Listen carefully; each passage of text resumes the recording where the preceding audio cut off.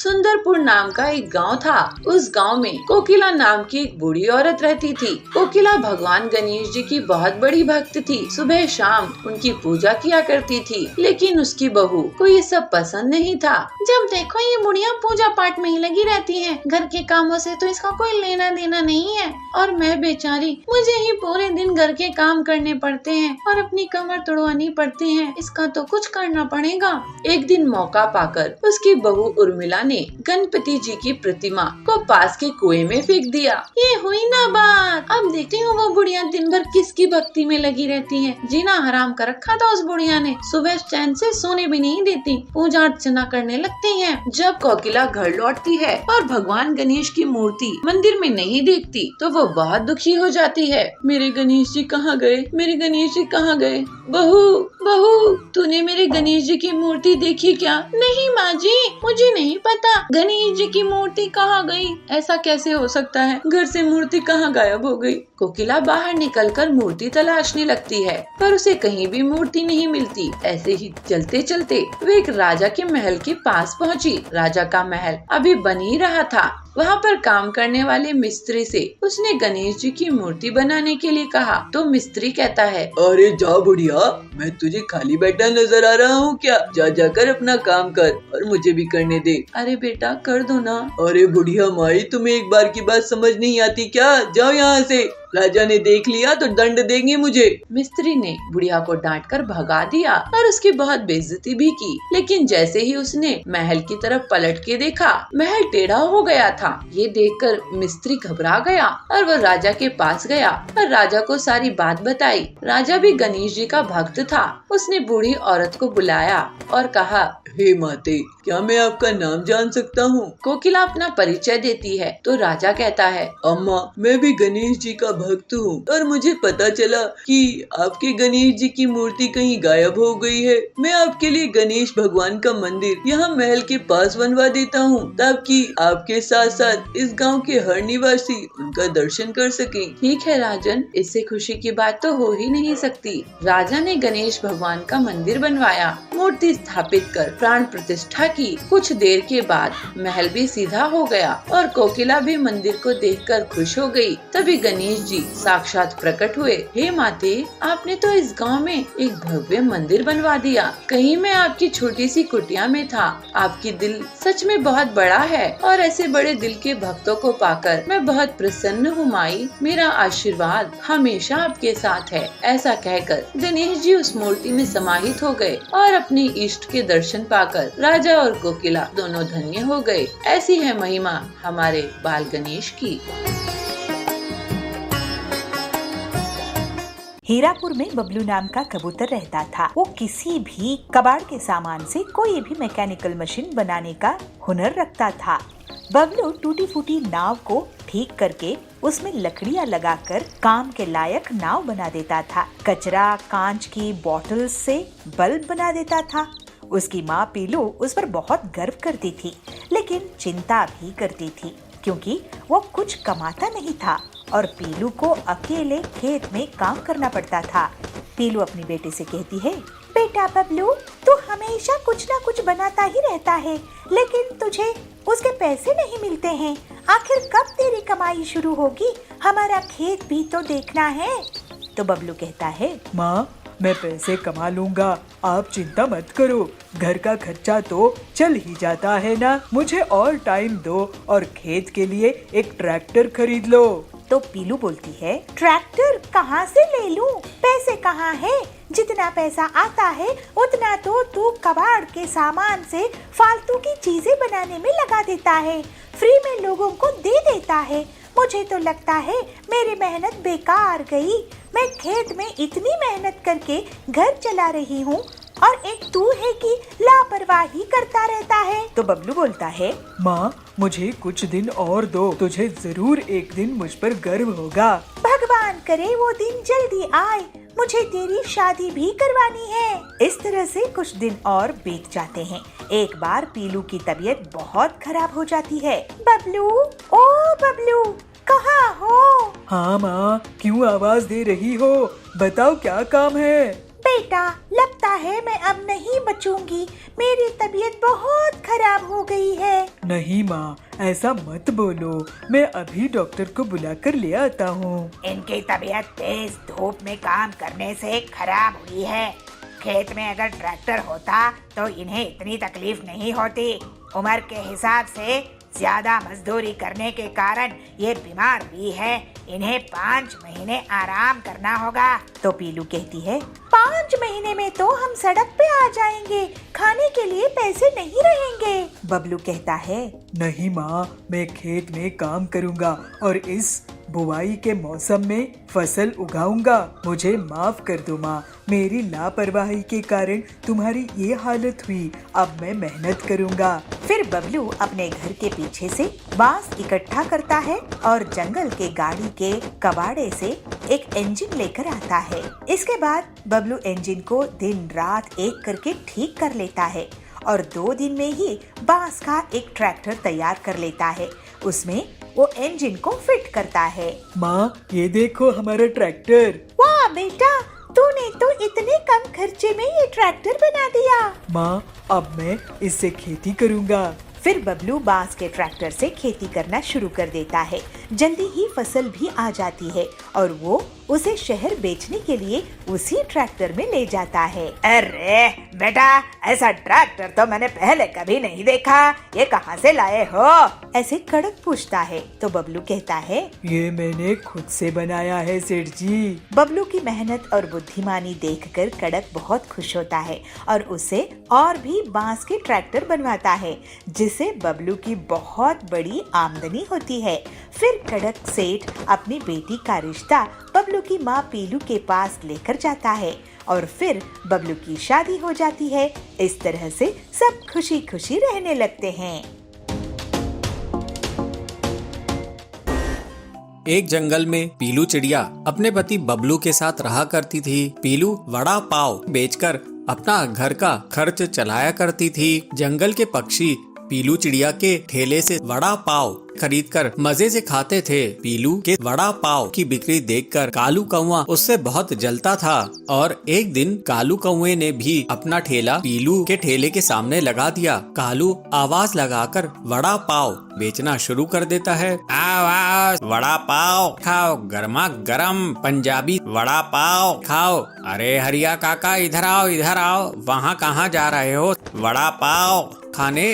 अरे मेरा वड़ा पाव खाओगे तो सब खाना भूल जाओगे। इस तरह से कालू के आवाज देने पर हरिया काका उसके पास जाते हैं। अरे कालू, तूने भी वड़ा पाव की दुकान लगा ली? देखूं तो सही तेरे वड़ा पाव में कितना दम है। जरा 1 प्लेट दे, अगर अच्छे नहीं हुए तो मैं तुझे पैसे नहीं दूंगा।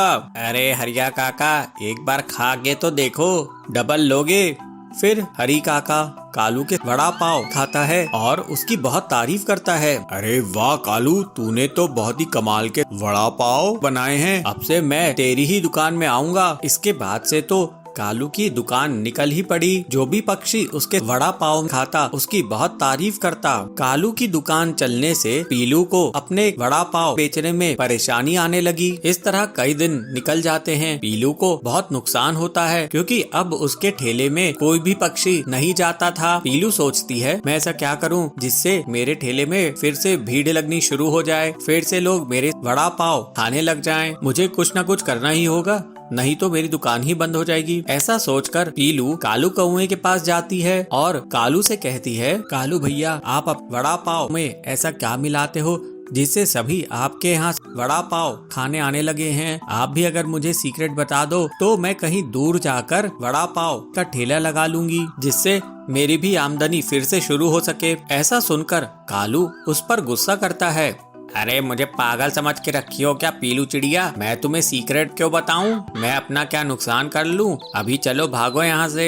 इस तरह से पीलू दुखी होकर वापस अपने ठेले पर आती है और सोचती है लगता है अब तो मुझे अपना ठेला बंद करना ही होगा। फिर पीलू शाम में अपनी दुकान बंद करके घर की ओर लौट रही थी। तभी पीलू की नजर कालू पर पड़ती है और पीलू कालू का पीछा करने लगती है। वो देखती है कि कालू दूसरे पक्षियों के घोंसले से उनके अंडे चुरा रहा है। पीलू सोचती है अरे ये कालू क्या कर रहा है, पक्षियों के अंडे क्यों चुरा रहा है। फिर पीलू कालू का पीछा करते हुए उसके घर तक पहुंच जाती है और देखती है कालू अंडों को ले जाकर वड़ा पाव के मसाले में फोड़कर मिला देता था। पीलू ये देखकर चौंक जाती है। वो सोचती है ओ ये राज है कालू के वड़ा पाव के स्वादिष्ट होने का, ये तो बहुत गलत बात है। फिर पीलू तुरंत उड़कर पक्षियों के पास जाती है और उन्हें पूरा सच सच बता देती है। चिड़िया पीलू से कहती है पीलू बहन, कल ही मेरे दोनों अंडे चोरी हो गए थे, मुझे लगा कि दुष्ट चीलू ने उन्हें चुरा कर ले गया है। दूसरी चिड़िया कहती है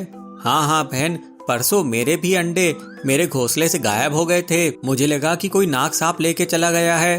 हरिया काका कहते हैं चलो चलकर हम उस बदमाश कालू को पकड़ते हैं और उसकी अच्छे से पिटाई करते हैं, वो हमारे अंडे हमें ही खिला रहा है। फिर सभी पक्षी कालू के घर पर धावा बोल देते हैं क्यों रे कालू, तू कितना बदमाश है, तू हमारे अंडे चुराकर हमें ही वड़ा पाव में मिलाकर खिला रहा था, अरे तुझे शर्म है कि नहीं। हाँ कालू भैया, तुमको शर्म है कि नहीं, ये क्या तरीका है, तुम हमारे बच्चों को मार रहे हो, उन्हें पैदा ही होने नहीं दे रहे हो और उन्हें हमें ही खिला रहे हो, तुम इस जंगल में रहने के लायक नहीं हो। इतना कहकर पक्षी कालू की बुरी कदर पिटाई कर देते हैं। पिटाई खाकर कालू जंगल छोड़कर भाग जाता है। कालू के भाग जाने के बाद से सभी पक्षियों के अंडे फिर से सुरक्षित हो जाते हैं और पीलू की वड़ा पाव की दुकान एक बार फिर से चल पड़ती है। अब पीलू अपनी मेहनत से अच्छा खासा पैसा कमाने लगती है। इस तरह सभी पक्षी अब खुशी खुशी रहने लगते हैं।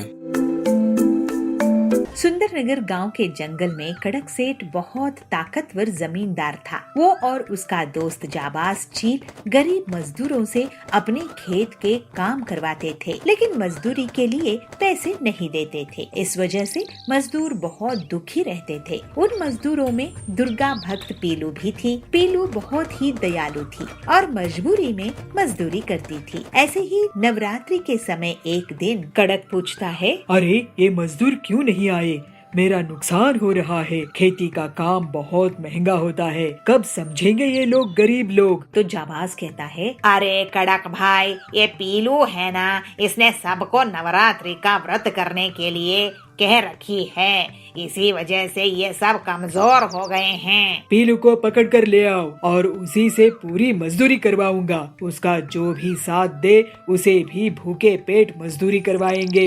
बड़े आए दुर्गा भक्त। तो जाबाज कहता है ठीक है भाई। फिर कुछ ही देर में जाबाज पीलू के घर में पहुंच जाता है। वहाँ पर पीलू सबको दुर्गा जी की कथा सुना रही थी। ये देखकर जाबाज बहुत गुस्से में आ जाता है। उसको देखकर बहुत से मजदूर पक्षी वहाँ से भाग जाते हैं। आइए जाबाज जी, आप भी कथा सुन लीजिए। तो जाबाज कहता है यह कथा वथा सुनने नहीं आया हूँ, चलो मजदूरी करने। लेकिन आज तो नवरात्रि का व्रत है, आज दुर्गा जी की कथा सुननी चाहिए। तो सुंदरी कहती है हाँ हम पीलू के साथ है। तो बंटी कहता है एक दिन भी हमें आप चैन से नहीं रहने देते हैं। पीलू कितनी बड़ी भक्त है, आप उसे कम से कम छोड़ दो। तो जाबाज कहता है अब तो तुम दोनों को भी मैं इस पीलू के साथ लेकर जाऊंगा। कड़क भाई, ये तीनों को लेकर आया हूँ। ये पीलू बहुत बड़ी बदमाश है, कह रही थी कि देवी की भक्ति करनी है, मजदूरी नहीं। तो कड़क कहता है अब इसको डबल मजदूरी करनी पड़ेगी। ऐसे कड़क उनसे दिन रात काम करवाता गया, लेकिन व्रत होने की वजह से वो लोग कुछ नहीं खाए थे और कमजोर पड़ने लगे। तो पीलू कहती है कड़क सेठ जी, हम मजदूरी कर रहे हैं जिससे आपकी शानो शौकत है, आपको भी हमें मेहनत के पैसे देने चाहिए और हमें व्रत में ऐसे काम नहीं करवाना चाहिए। इन दोनों को कुछ फल तो दीजिए। तो कड़क कहता है,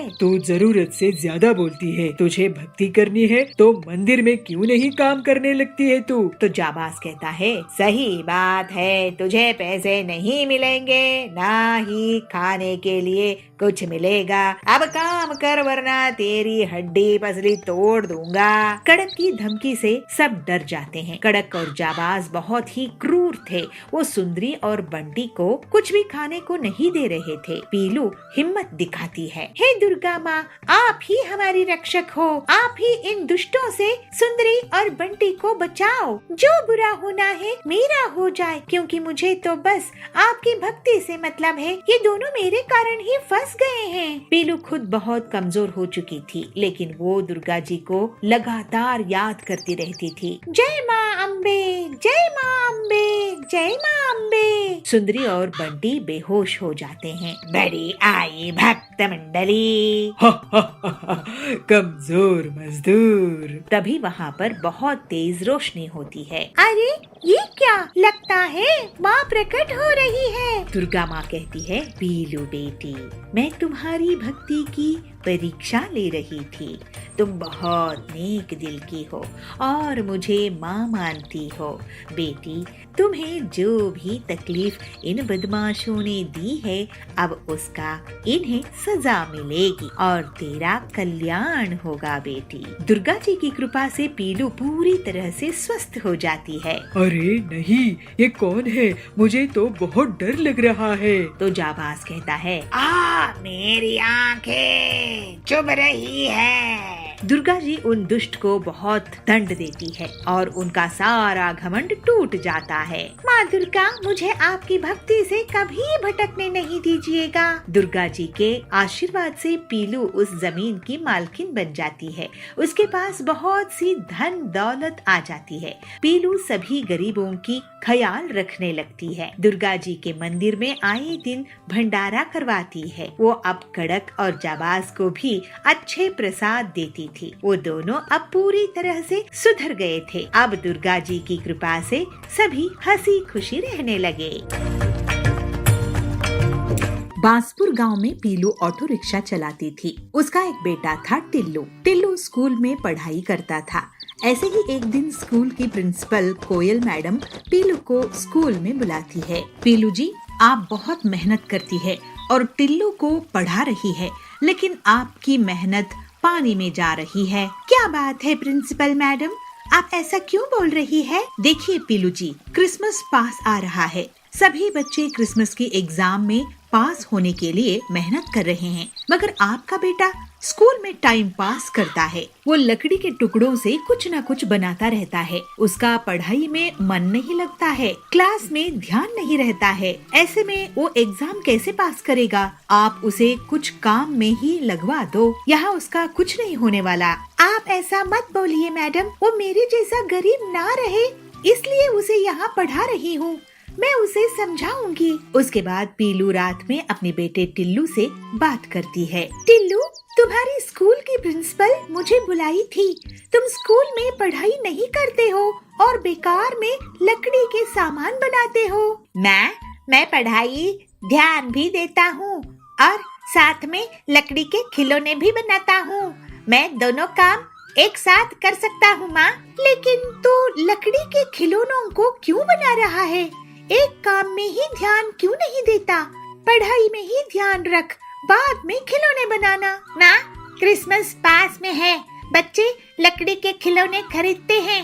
मैं सोच रहा था क्यों ना मैं खिलौना बनाऊं। नहीं बेटा, मैं ऑटो चला रही हूँ ना, तो फिक्र मत कर और स्कूल में अच्छे से पढ़ाई कर। टिल्लू अपनी माँ का कहना मान लेता है, लेकिन उसी रात कालू कौवा पीलू के घर में उसके ऑटो के पास आता है। कालू भी ऑटो चलाता था और पीलू से जलता था। वो एक औरत होकर ऑटो क्यों चलाती है, ये उसका ख्याल था। कालू अपने मन में कहता है, पीलू पिद्दी चिड़िया, तू मुझसे ज्यादा कमाती है, मैं तेरे ऑटो को जलाकर राख कर दूंगा। ऐसा सोचकर कालू ऑटो को नकली चाबी से खोल देता है और उसका इंजन और पहिए चुरा कर भाग जाता है। अगली सुबह पीलू अपने बेटे के साथ घर के बाहर आती है तो अपने ऑटो की ऐसी हालत देखकर रोने लगती है। हे भगवान, ये गरीबी में तो कैसी परीक्षा ले रहा है।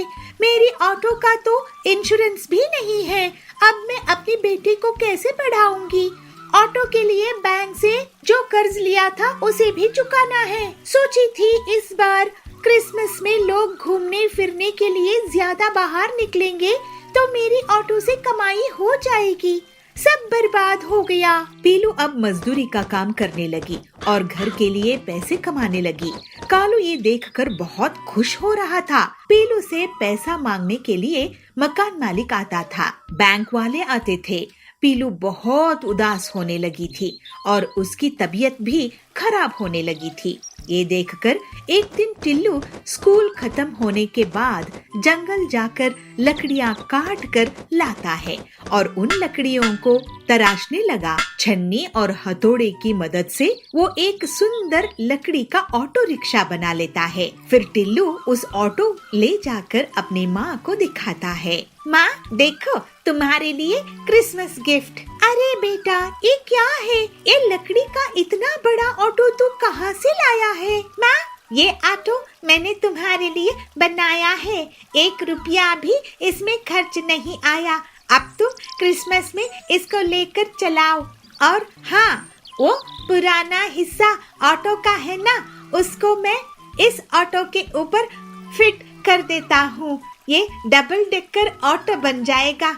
मैं इस पे वाटरप्रूफ पेंट कर दूंगा। वाओ मेरे टिल्लू, मुझे तुझ पर गर्व है। फिर पीलू उस ऑटो को ले जाकर जंगल में घूमने लगी। ये देखकर कालू का सिर चकरा गया और वो बेहोश हो गया।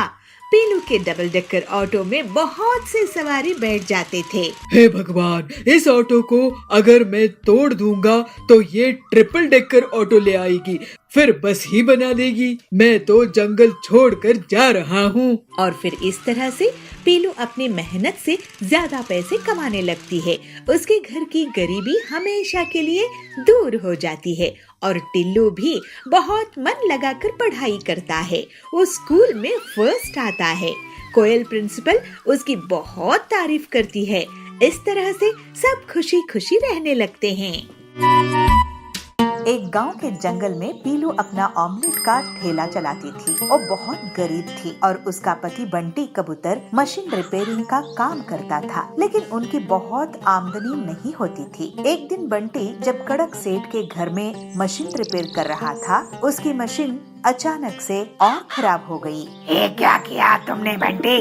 मेरी 50,000 की मशीन खराब कर दिया। अब इसका हर्जाना तुझे देना होगा। लेकिन सेठ जी, मैं 50,000 कहाँ से लाऊंगा?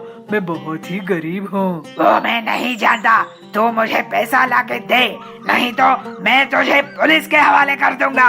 ऐसे ही उदास मन से बंटी अपने घर आता है और पूरी बात पीलू से कहता है। तो पीलू कहती है, ये तो हमारे घर बहुत बड़ी मुसीबत आ गई है।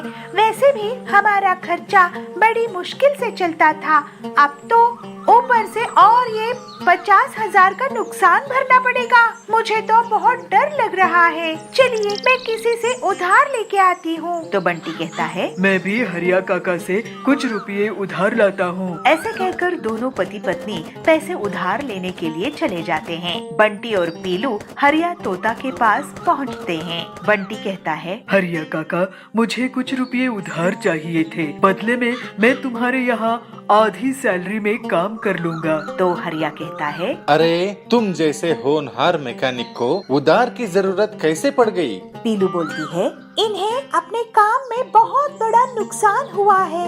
हरिया काका, अगर हमें पैसे वापस नहीं किए तो बहुत बड़ी मुसीबत आ जाएगी। अब आप ही कुछ कीजिए। बंटी बोलता है, हाँ हरिया काका, हमारी थोड़ी मदद कर दीजिए, बदले में मैं आपके यहाँ काम कर लूँगा। हरिया बोलता है, अरे तुम लोग घबराओ मत, काम दाम में तो नफा नुकसान होता रहता है। वैसे तुम्हारा ऑमलेट का काम कैसे चल रहा है पीलू? पीलू बोलती है, मैं अकेले ज्यादा ऑमलेट नहीं बना सकती हूँ, तो बहुत कम आमदनी होती है। तो बंटी तुम्हारे लिए ऑमलेट बनाने की मशीन बना देगा, जिससे तुम तेजी से ऑमलेट बना सकोगी और तुम्हारा बहुत मुनाफा भी होगा। अरे ये आइडिया मुझे क्यों नहीं आया? हरिया काका, आपने तो हमारी मुसीबत ही हल कर दी। अब मैं आपकी मदद से पीलू के लिए ऑमलेट मशीन बना दूंगा। फिर थोड़े ही दिनों बाद बंटी पीलू की ऑमलेट बनाने की मशीन तैयार कर देता है और वो लोग मिलजुल कर ऑमलेट बनाने लगते हैं। जल्दी ही एक दिन कड़क सेठ उनकी दुकान में आता है। अरे वाह बंटी, तुमने तो ये नायाब मशीन बनाई है। ऐसी मशीन तो मैंने पहले कभी नहीं देखी और इसका स्वाद भी बहुत टेस्टी है। तो बंटी कहता है, कड़क सेठ जी, आपकी तारीफ का शुक्रिया। ये लीजिए 20,000 रुपये, बाकी मैं जल्द ही आपको लौटा दूंगा। ऐसे ही दोनों पति पत्नी की दुकान के सामने बहुत से ग्राहकों की भीड़ बढ़ जाती है। अरे बंटी भैया, ये तो गजब की मशीन बनाई है आपने। मुझे इस मशीन के 3 ऑमलेट दे दो। तो दूसरा ग्राहक कहता है, हाँ हाँ, खड़क सेठ भी तारीफ करके गए हैं। इसमें जरूर कोई न कोई खास बात होगी। मुझे 5 ऑमलेट देना। उनकी दुकान चलती देखकर कालू कौवा बहुत जलने लगता है। पीलू की दुकान के सामने उसकी अंडा पाव की दुकान थी। वो पीलू और बंटी की दुकान की भीड़ देखकर सोचता है, इनकी दुकान तो अब जोर शोर से चलने लगी है। मुझे इसकी काट निकालनी पड़ेगी, नहीं तो ये लोग मेरी दुकान बंद करवा देंगे। ये मशीन मैं चोरी कर लूंगा, उसके बाद ये लोग कड़क सेठ का उधार भी नहीं चुका पाएंगे। फिर तो इन्हें जंगल ही छोड़कर जाना पड़ेगा। कालू उसी रात को पीलू और बंटी के घर जाता है और खिड़की से चुपचाप झांक कर देखता है। बंटी और पीलू आराम से सो रहे थे। कालू अंदर आता है और मशीन उठाकर ले जाने की कोशिश करता है, लेकिन तभी उसे जोर का करंट लगता है और वो चीख उठता है। पीलू चिल्लाती है, चोर चोर चोर। दोनों पति पत्नी कालू को झाड़ू से पीटने लगते हैं। पीटो इसे। अरे ये तो कालू है। कालू भाई, आप हमारे इस मशीन के साथ क्या कर रहे थे? तो कालू कहता है, अरे मुझे पहले इस करंट से तो बचाओ। बंटी मशीन का प्लग निकालता है और कालू को करंट लगना बंद हो जाता है। हाय, मैं तो जल गया। मैं तुम्हारी मशीन चोरी करने वाला था बंटी, क्योंकि तुम्हारे ऑटोमेटिक ऑमलेट मशीन से मुझे बहुत नुकसान हो रहा था। अब तो मैं काम करने लायक ही नहीं रहा। तो पीलू कहती है, आपकी हालात देखकर मुझे बहुत बुरा लग रहा है। आप हमारे यहाँ काम करो, लेकिन वादा करो कि अब से धोखाधड़ी नहीं करोगे। कालू बंटी की दया देखकर उसे वादा करता है कि वो अब से पूरी ईमानदारी से काम करेगा। उसके बाद से बंटी और पीलू की ऑमलेट बनाने की मशीन से बहुत अच्छी कमाई होती है और वो लोग कड़क सेठ का उधार भी चुका देते हैं और हंसी खुशी रहने लगते हैं। शीलापुर गांव के जंगल में पीलू नाव चलाती थी। नाव चलाकर घर का खर्चा निकालती थी। पीलू के पति हरिया का देहांत हो गया था। पूरे घर की बोझ उसी पर था। उसे एक बेटा था टिल्लू। टिल्लू कोई काम नहीं करता था, ऐसे ही दिन भर घूमता रहता था, लेकिन वो बहुत जुगाड़ू था और उसे कांच की चीजें बनाने में बहुत मजा आता था। सुंदरी एक दिन पीलू को कहती है, बहन पीलू, तुम बहुत मेहनत करती है और मेहनत से टिल्लू को इतना बड़ा किया है, लेकिन वो कुछ करता ही नहीं है। तो पीलू बोलती है, हाँ बहन, कमाई तो कुछ नहीं है उसकी, लेकिन कांच के सामान बना लेता है। तो सुंदरी कहती है, उससे क्या होगा पीलू, सभी चिड़ियों के बच्चे मेहनत कर रहे हैं, मगर तुम्हारा बेटा कुछ नहीं करता है। वो कांच के टुकड़ों से कुछ न कुछ बनाता रहता है, उसका ध्यान नहीं रहता है। ऐसे में वो कैसे अपना जीवन चलाएगा? तुम उसे कुछ काम में लगवा दो, नहीं तो उसका कुछ नहीं होगा। तुम मेरी बहन जैसी हो, इसलिए इतना सब कह रही हूँ। तो पीलू कहती है, सही बोल रही हो बहन, मैं नहीं चाहती कि वो मेरे जैसा गरीब नाव चलाने वाला रह जाए। मैं उसे समझा दूंगी। उसके बाद पीलू रात में अपने बेटे टिल्लू से बात करती है। टिल्लू, तुम्हारे उम्र के लड़के या तो शहर में काम कर रहे हैं या फिर यही मेहनत मजदूरी कर रहे हैं। तुम बेकार में कांच के सामान बनाना अब बंद कर दो। तो टिल्लू कहता है, माँ मैं काम पे ध्यान दे रहा हूँ और साथ में कांच के सामान भी बनाता हूँ, लेकिन मुझे पैसे कमाने के काम कोई नहीं दे रहा है। तुम देखना, मैं एक दिन कांच का ऐसा काम करूँगा कि तुम खुश हो जाओगी। बेटा तू ऑटो रिक्शा ही चला ले, कम से कम कुछ पैसे तो आ जाएंगे घर में। टिल्लू अपनी माँ का कहना मान जाता है, लेकिन उसी रात कालू कौवा उनके घर में आता है और पीलू की नाव के पास जाता है। कालू भी नाव चलाता था और पीलू से जलता था कि वो एक औरत होकर ऑटो नाव कैसे चलाती है और उससे ज्यादा कमाती है। पीलू चिड़िया, तू मुझसे ज्यादा कमाती है, मैं तेरी नाव को जला कर राख कर दूंगा। ऐसा सोचकर कालू नाव पे मिट्टी का तेल डाल देता है और उसमें आग लगा देता है। फिर वो वहाँ से भाग जाता है। अगली सुबह पीलू अपने बेटे के साथ घर के बाहर आती है तो अपना नाव को जलता हुआ पाती है। वो रोने लगती है, हे भगवान, ये गरीबी में तू कैसी परीक्षा ले रहा है। मेरी नाव टिल्लू के पापा की निशानी थी, मेरे घर इसी से चलता था। अब मैं अपने परिवार को कैसे चलाऊंगी? लोगों से लिया हुआ कर्ज भी चुकाना बाकी है। सोचती थी इस बार छुट्टियों में जब लोग घूमने फिरने के लिए आएंगे तो मेरी नाव से अच्छी कमाई होगी, लेकिन अब सब बर्बाद हो गया। पीलू अब मजदूरी का काम करने लगी और घर के लिए पैसे कमाने लगी। कालू ये देखकर बहुत खुश हो रहा था। पीलू से पैसे मांगने के लिए मकान मालिक आता था, उधार देने वाले आते थे। पीलू बहुत उदास रहने लगी थी और उसकी तबीयत भी खराब होने लगी थी। ये देखकर एक दिन टिल्लू बहुत सारी कांच की बोतल्स कबाड़ से लेकर आता है और उन बोतल्स को गरम भट्टी में पिघला देता है। वो गरम कांच को तराशने लगता है और कांच के टुकड़ों को चिपकाने लगता है। फिर अपनी मेहनत से वो एक शानदार कांच की नाव बना लेता है। फिर टिल्लू उस नाव को अपनी माँ पीलू को दिखाता है। माँ देखो, तुम्हारे लिए मदर्स डे का गिफ्ट। अरे बेटा, ये क्या है? इतनी खूबसूरत नाव। माँ, ये कांच की नाव मैं तुम्हारे लिए बनाया हूँ। इसमें सिर्फ मेहनत गई है, बाकी 1 रुपया भी इसमें खर्च नहीं हुआ है। अब तुम मदर्स डे में इसको लेकर नदी में चलाओ, लोग देखते रह जाएंगे और तुम्हें पहले से भी काफी ज्यादा सवारियाँ मिलेंगी। वाह मेरे टिल्लू, मुझे तुझ पर बहुत गर्व है। फिर पीलू उस कांच की नाव को ले जाकर नदी में घुमाने लगती है। ये देखकर कालू का सिर चकरा जाता है। पीलू की कांच की नाव में बहुत से सवारी एक साथ बैठ जाते थे। हे भगवान, इसने तो ऐसी नाव बना ली है कि अब मैं इसका कुछ नहीं बिगाड़ सकता। मेरे नाव का धंधा तो अब गया, मैं तो जंगल छोड़कर जा रहा हूँ। और फिर इस तरह से पीलू अपनी मेहनत से और ज्यादा पैसे कमाने लगती है। उसके घर की गरीबी हमेशा के लिए दूर हो जाती है और टिल्लू भी बहुत मन लगाकर उसकी मदद करता है। थोड़े ही दिनों बाद टिल्लू की शादी हो जाती है। गांव वाले उसकी कला और सूझबूझ की बहुत तारीफ करते हैं। इस तरह से मदर्स डे के खूबसूरत तोहफे के कारण सब खुशी खुशी रहने लगते हैं।